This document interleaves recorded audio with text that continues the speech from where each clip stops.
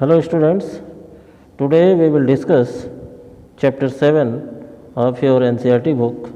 The name is triangle. Okay, in chapter 6 you have read about lines and angles. In that you have read about angle sum property of the triangle, a triangle in which all the interior angle, the sum of all the interior angle is 180 degree. Okay, in this chapter you have to know about congruent figure.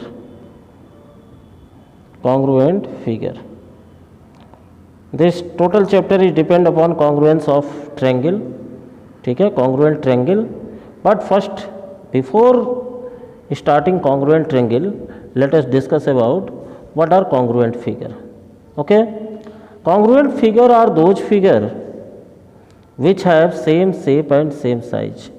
It means दो ऐसे figure जिनकी shape और size same होती है उसे हम कहते हैं कॉन्ग्रुएंट फिगर. ठीक है, जैसे मान लीजिए दो सर्किल हैं.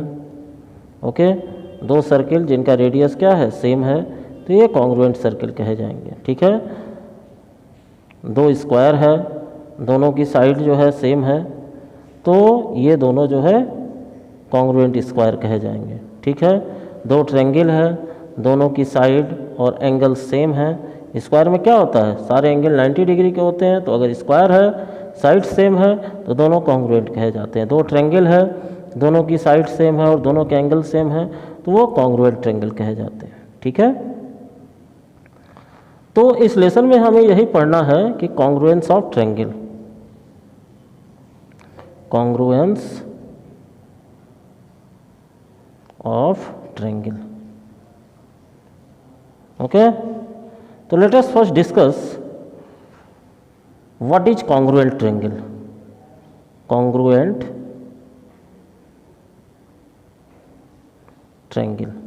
Two triangles are said to be congruent if they have equal shape and equal size. Equal shape and size. Okay, equal shape and equal size.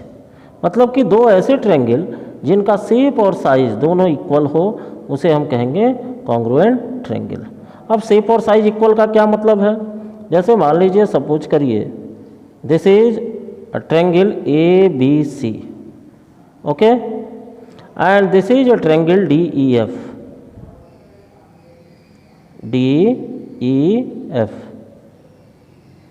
अगर हम ये कहते हैं कि ए बी सी और डी ई एफ ये दोनों क्या है, कॉन्ग्रुएंट है, तो इसका सीधा सा मतलब है, मान लो अगर हम कहते हैं triangle A B C is congruent, ये कॉन्ग्रुएंट की साइन है to equal and this. Okay, triangle D E F. तो देखो, एक ट्रायंगल के दो पार्ट होते हैं, एक होती है उसकी साइड्स और एक होता है उसका एंगल. तो जब हम कह रहे हैं कि A B C is congruent to D E F, इसका सीधा सा मतलब हुआ कि angle A is equal to angle D. ये नाम से ही डिपेंड है बेटा. अगर ये A B C D E F है तो angle A is equal to angle D होगा, angle B is equal to angle E, क्योंकि ये बी सेकेंड प्लेस पे है, यहाँ ई सेकेंड प्लेस पे है, and angle F is equal to angle C is equal to angle F. अब ये एक एक लेटर में हमने जो है एंगल्स का नाम लिखा है. आप इसे एंगल ए को एंगल बी ए सी भी लिख सकते हैं. दिस इज एंगल ए, ये एंगल ए जो है एंगल डी के बराबर, बी जो है ई के बराबर, और एफ जो है किसके बराबर हो गया, एफ के बराबर, सी जो है एफ के बराबर हो गया. ठीक है, इसके अलावा ये तो हो गया एंगल्स, इसके अलावा होती है साइड्स. साइड्स क्या क्या है, जैसे ये देखिए ए बी और ये D E. A B is equal to D E. ठीक है, B C is equal to E F and A C is equal to D F. तो ये 6 पार्ट होते हैं किसी भी ट्रायंगल के, 3 एंगल्स एंड 3 साइड्स. ओके, जब भी दो ट्रायंगल को आप कॉन्ग्रुएंट कहते हैं तो इसका सीधा सा मतलब है कि उस ट्रायंगल के तीनों एंगल और तीनों साइड्स दूसरे ट्रायंगल के तीनों एंगल और तीनों साइड्स के इक्वल हैं. तो डिफिनीशन क्या हो गई, 2 triangles are said to be congruent if they have equal shape and size. Okay. Equal shape and size का एक और मतलब आप बोलचाल की भाषा में कह सकते हो, दोनों एक दूसरे की फोटोकॉपी। एक को एक दूसरे के ऊपर जब आप ओवरलैप करोगे तो सारे पॉइंट्स जो हैं क्या होंगे, एक दूसरे पे फिट हो जाएंगे। It means if two triangles are congruent then their corresponding angles, corresponding मतलब क्या हुआ, एक इसका एंगल एक इसका angle, corresponding angles are equal and corresponding sides are equal. ठीक है। अब चूंकि किसी भी ट्रायंगल को अगर आपको कॉन्ग्रुएंट प्रूफ करना हो तो ये तीन एंगल और तीन साइड आपको इक्वल चाहिए। ठीक। अब जब आप ये करते हो, जैसे मान लीजिए कि ये 6 पार्ट इक्वल दिखाना जो है काफ़ी लेंथी प्रोसेस है, इसलिए कुछ क्राइटेरिया बनाई गई हैं, criteria to prove congruence of triangle. अब ये क्राइटेरिया क्या क्या है, देखिए ध्यान दीजिए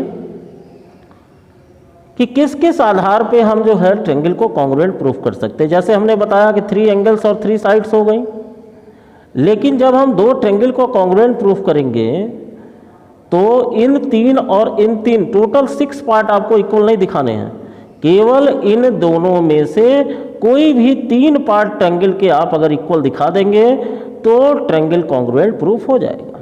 ठीक है। तो अब इसके लिए कुछ क्राइटेरिया दी गई है। जैसे पहली क्राइटेरिया है ASA।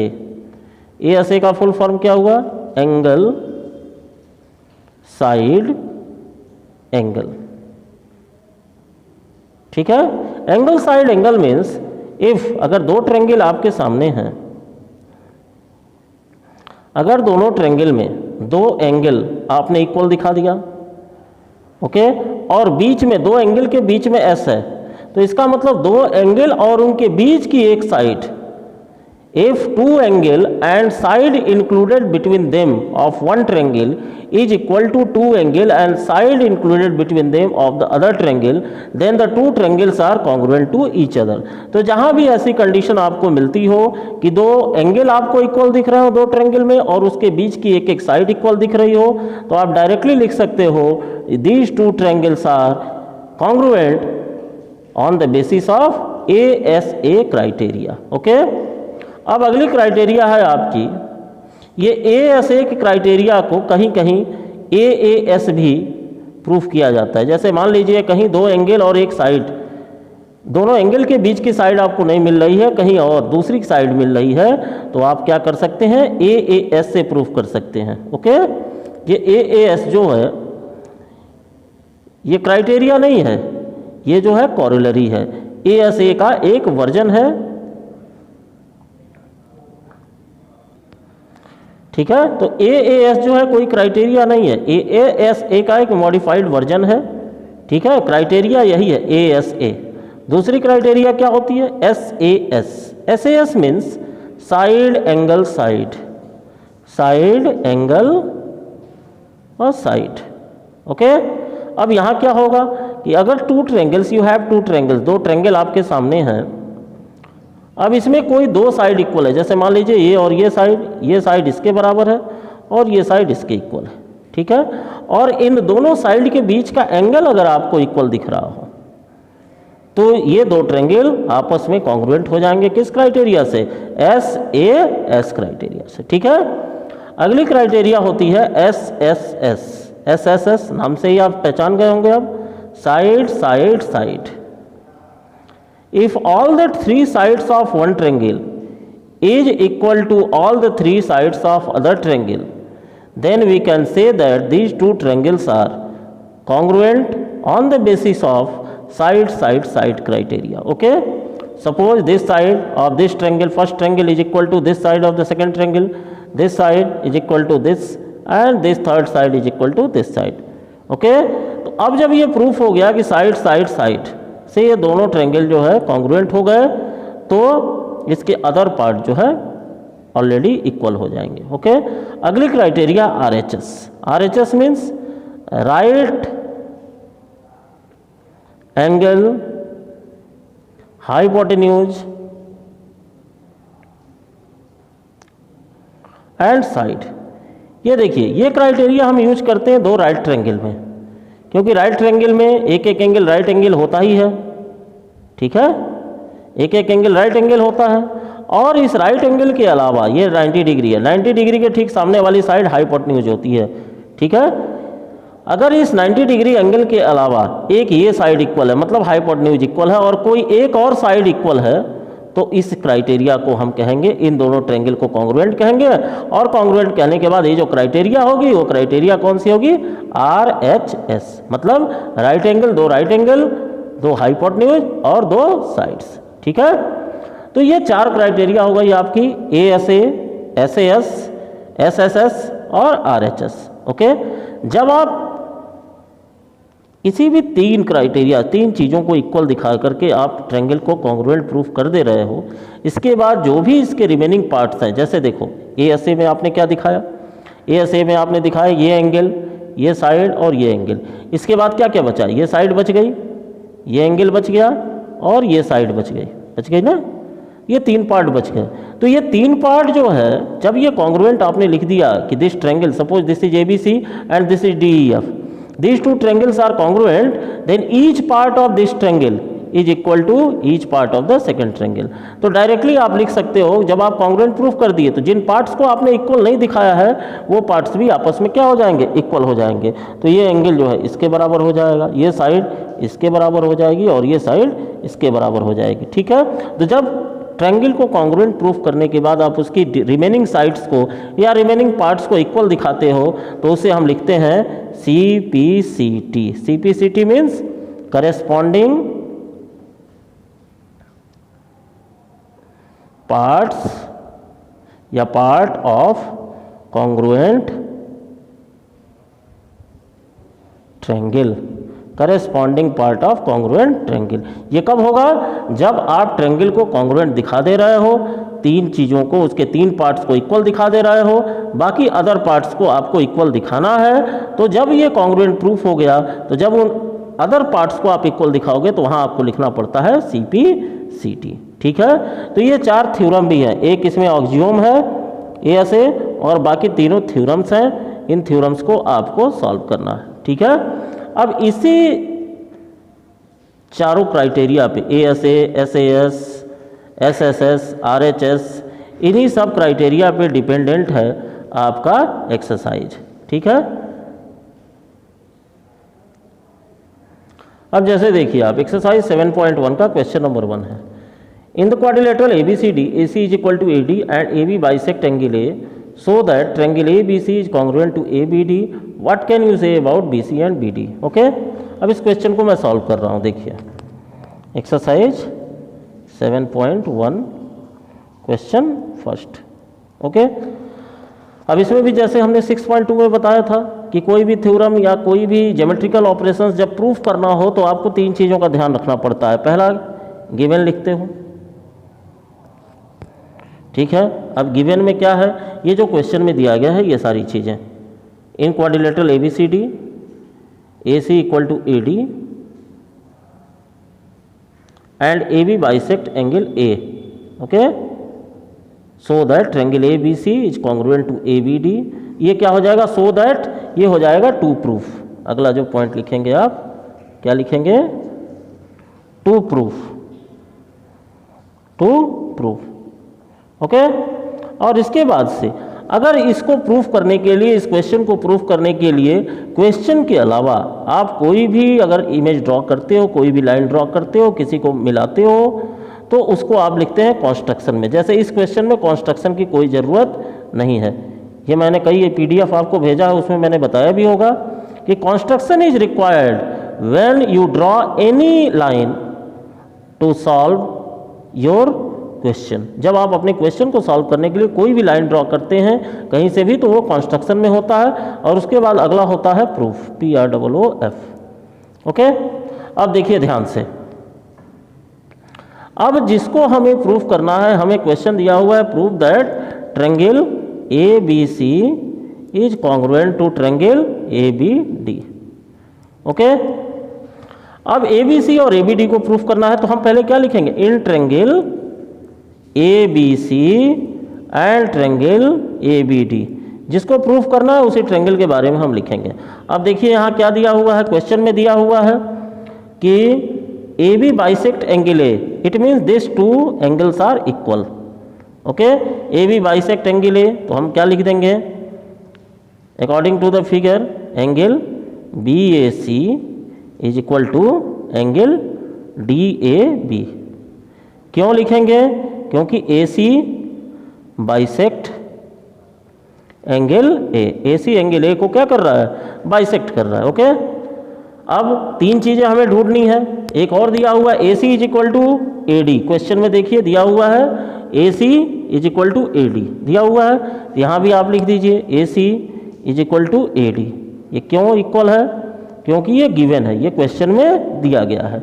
सबका रीजन जो भी आप इक्वल दिखाओगे उसका रीजन लिखना बहुत जरूरी है। अब दो चीज़ें तो हमें मिल गई, क्या क्या मिल गया देखिए, एक एंगल मिल गया और एक साइड मिल गई।